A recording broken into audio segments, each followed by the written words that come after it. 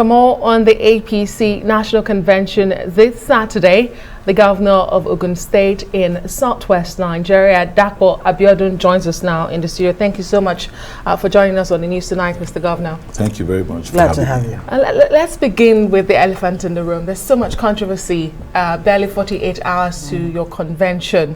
And you are, of course, part of the Governors Forum that has been meeting, Progressive Governors Forum that has been meeting with Mr. President. Can you tell us, did the President at any time tell you, and when I say you, I mean the governors, he had a preferred aspirant to become the chairman of your party? Well, thank you very much first for having me. It's a pleasure to be on your program. Yes, like you said, we've had several meetings with my colleagues as the Progressive Governors Forum, and of course also with Mr. President, who is the leader of the party.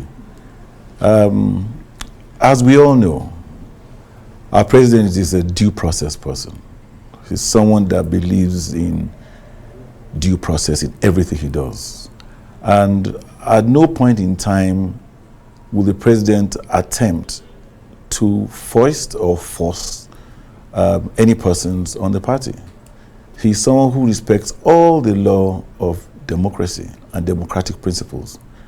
And that is why we all voted for him to be our president. So what president has canvassed, and rightly so, in the times we've met, is that we should endeavor to achieve a consensus, which we also know that is one of the processes that is in the new Electoral Act. We can either have a direct process, an indirect process, or a consensus process. And the reason for that is very simple.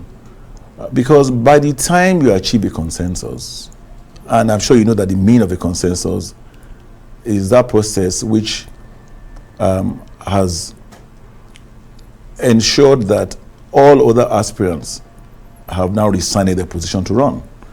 So that person that evolves from a consensus process would have to be someone who is popular and generally and widely accepted, you know. And perhaps most likely the person that's likely to emerge. Right. You just sort of encouraged and nudged others to, you know, not allow for there to be a rancorous process.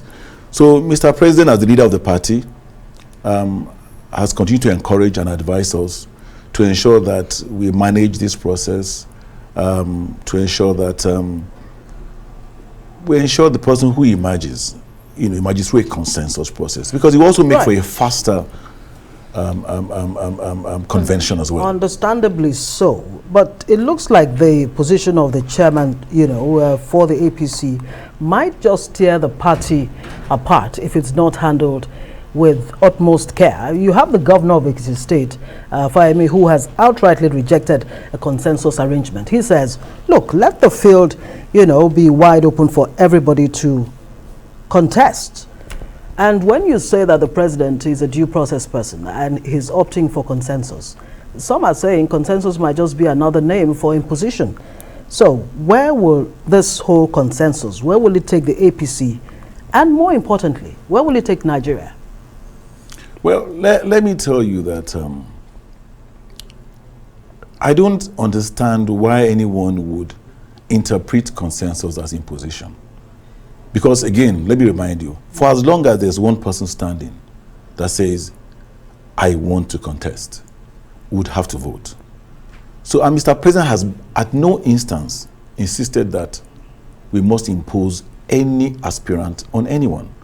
He just advised that, I mean, we are the party to beat. We are the biggest party on the continent. We are the one that's formed government. And we have a president, the others don't. They are wishing that we implode. And we will surprise them. This convention will hold on Saturday, March 26. Either we have a consensus or not, our party will emerge from this consensus even more stronger than we were before going into it. Okay. Let me say one thing for sure. There's been so much interest about our convention because we are the party in government. You know, we have a party that has serve Nigerians credibly well. Yeah, right. So there's a lot of interest in what we do or what we don't do. But help us confirm whether there really was an endorsement of Abdullahi Adamu, that he was raised, and then the issue of National Secretary settled. And during your meeting, there was no objection to the emergence of that name. I cannot sit down here and affirm to you that there was any other discussion other than a persuasion, an advice, a fatherly advice from the leader of the party that we should go as governors and leaders of the parties in our various states to ensure that we devise a way to reduce the number of people contesting, not just for chairmanship, but for the entire spectrum. We have about 21, members of the National Working Committee. Yeah. We have, the zonal committees. That let's try, because can you imagine trying to vote in, about 150 people in a process at Eagle Square? But if we're able to agree amongst ourselves that this person more than likely is our best foot forward, then it will make for an easier process. And that process itself is democratic. But Mr. Governor, those who argue that, this is tearing your party apart and you may not survive it, also quote the law which you have mentioned a moment ago, the Electoral Act, because Section 84, subsection 9 clearly states how political parties should arrive at a consensus. Yes. It says there must be a written consent from other aspirants stating their withdrawal from the race. Would you say, as a member of the Progressive Governors Forum and a convention committee, can you confirm that we have those written consents 48 hours before? And the Electoral Act goes further to say that if you do not have those written consent, that means you do not have a consensus, your party should revert to a direct or indirect primary. It says that clearly. Yeah, very clearly. So do you have that? And I do agree with you. The process of arriving at a consensus is still on. 48 hours ago. It's still on. I'm not in the election committee or the election planning committee. So I may not be able to categorically tell you who has written or who has not written, but I can assure you that as a law-abiding party that has formed government, we will ensure that we do not run foul of the Constitution or the law. All right. So if we do not have that consensus, as and when we should have had it, we will go for the ballots. I'm aware that we are ready to have, an election process on March 26th. In other words, ballot papers and all are ready. So it is not, we are not trying to foist or force a consensus on anyone. Right. If it doesn't happen, we understand that. What you're saying is 48 hours to the convention, you don't have a consensus yet. I have not said that because first, I'm not here speaking on behalf of the Caretaker and Convention Extraordinary Planning Committee. I am the chairman of the subcommittee on election appeal. Right. So, and I have enough on my plate to ensure that I know, bits and pieces of what's happening in terms of the process, the screening, and the accreditation, and so on and so forth. So I will not necessarily know who has turned in their documents to express that they're not contesting. You must also be ensuring that you do not have more added to your plate, I imagine. Yes. Okay. Especially by way of litigations and all of that. Let's talk about let me put this in. The issue of consensus, still staying with consensus. You know what they say about, doing the same thing over and again and expecting a different results. The APC, right from 2013, has always opted for consensus. And we know how it all ended, with the chairmanship. All the chairmen have been removed, in rather unpopular, controversial circumstances. Exactly. Does it mean the APC has not learned from, lessons of the past? Well, my question to you is, are you trying to infer that because we opted for a consensus is why we've had one chairman or the other removed? I mean, is there a direct relationship between consensus and removal of a chairman? I don't think so, and I will not agree with you. When you had Oshomole as a consensus candidate, you had John Oyegun, as a consensus candidate, and the list just goes on. Are we the only party that has opted for consensus? Has PDP not applied consensus to choose their chairman? I'm asking you. Are there no other ways? There are other ways, but let me tell you, consensus can only be successful if the consensus candidate is popular enough. You cannot go and bring a stranger and say, rally around this stranger, and everyone else drop your ambition. It will not happen. Do you have that very popular candidate right now? I'm sure the popular candidate would emerge. Okay. And I don't have a doubt about that. Well, we'll keep an eye definitely on this convention. Arise News will be bringing you the convention live. You don't want to miss that. But let's talk about some Ogun politics. Let's take it to Ogun State.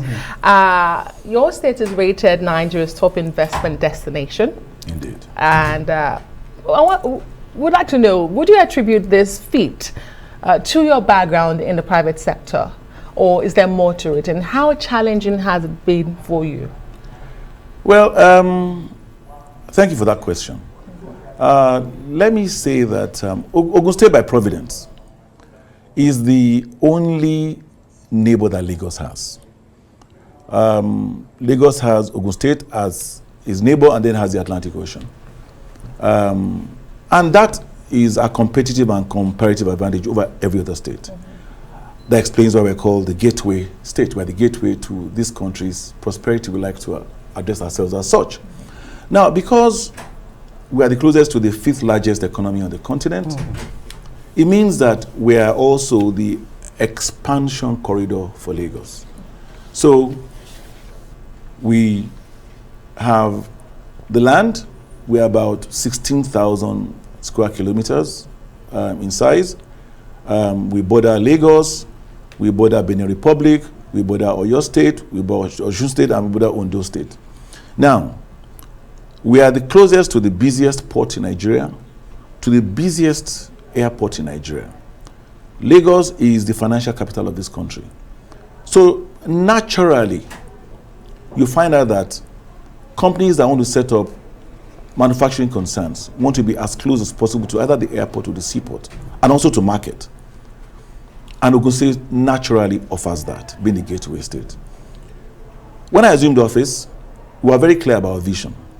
We described our vision as that which is to provide a focused and qualitative governance, whilst creating an enabling environment for public-private sector partnership, which we believe is fundamental to the economic growth of our people. And with economic growth of our people, there will be individual prosperity. So we are very clear about what we wanted to do. Partnership with the private sector, because that will enhance our economic growth and it will trickle down to individual prosperity. So we looked at what had happened before I assumed office. Coming from the private sector, strong private sector background, said we must strengthen that access to Ogun State, because that is our competitive and comparative advantage. Hitherto, we called it the push factor. People had come to Ogun State because it's closer, land is cheaper, lower tax regime. But then some of them had come and left. The industrial capital title that we earn is because we have an estate called Agbara Estate. That Agbara Estate has gas infrastructure, is very close to the seaport. From Agbara, when you bring in raw materials, either by import or from Ogun State, you can process, finish, and export out of Lagos or distribute to the hinterland, which is the rest of the country. However, the road to Agbara had become completely bad, unmotorable. When I assumed office, financial institutions were calling me, asking me to please do something about it, because some of their customers were upping and going to Lekki Free Trade Zone or even another country. All right, very quickly, in 1 minute, if you can, because there's no time. You've been combing countries like Egypt, Ethiopia, and African countries for Pan-African investment. How have they been responding? Fantastic. Simply awesome. And again, it boils down to our vision, knowing that government does not have any business in business. We need to partner with the private sector. And being that investors' destination of choice, I need to begin to look inwards on the African continent. And with a partner like the Afrexim Bank, that's also an African developmental bank, we were introduced to a few industrial giants that have their footprints on the continent. And one of them is a company called Arise that shares a name with your station. Arise is a company that specializes in agro-processing. And Arise has done this in Gabon, in Togo, in Benin Republic, and Ivory Coast. Ogun State today is building, constructing an airport, an international agro-cargo airport, which we started construction March last year. That airport will be completed December of 2022. That airport, we call it an metropolis. Why? Because metropolis means an airport city. Yeah. It's going to have an airport, it's going to have also an industrial estate. The African Finance Development Bank has chosen Ogun State as one of the first 5 beneficiaries of such a scheme in Nigeria. So we're going to have a special agro-processing zone in the airport. Okay. So we are partnering with, so we're looking for partners, and we have found this man called Gagan Gupta, who is the CEO of Arise, who is coming to fund the development of this special agro-processing zone. That is that promises to employ 25,000 Ogun indigenes in the first instance within 12 to 15 months. I'm so glad you added that. I mean, very important place to live it, because I was going to ask, how is that going to even impact on the lives of the people, you know, building that airport? Governor Dapo Abiodun of Ogun State, thank you very much for joining us. Thank you very much for having me.